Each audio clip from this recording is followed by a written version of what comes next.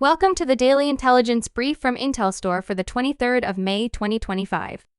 In today's top renewable energy news, Vietnam's state power utility has cut previously agreed subsidized prices it pays for electricity from some solar and wind farms.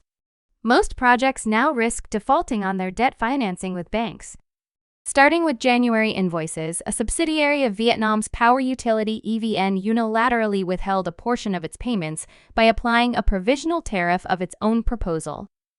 Amid allegations of abuses in accessing the FITs and increasing losses for EVN from the subsidy program, authorities have proceeded to freeze or cut some subsidies. Onshore and offshore wind power installed capacity in China reached 540 gigawatts the first quarter of 2025. That is a year-on-year increase of 18.2% versus 2024, according to data from the National Energy Administration. Total power generation capacity in China is 3.49 terawatts. Wind energy now represents more than 15% of AT installed capacity.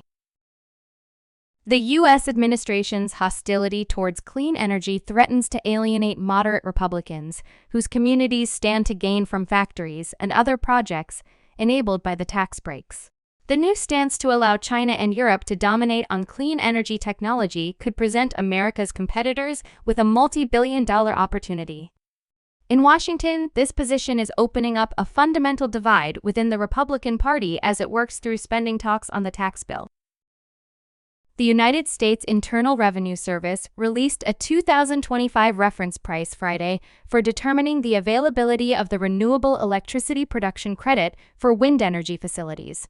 The reference price for facilities producing electricity from the wind is $31 per megawatt hour.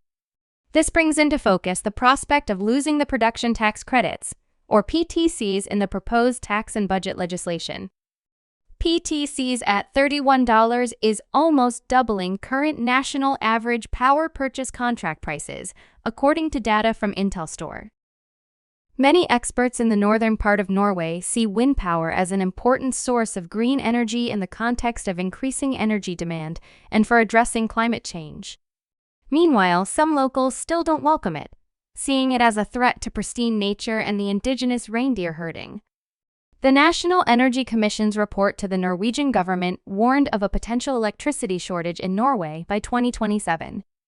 The report states that, quote, "We need more renewable energy, larger and more powerful grids, and a more efficient use of energy in order to meet long-term challenges."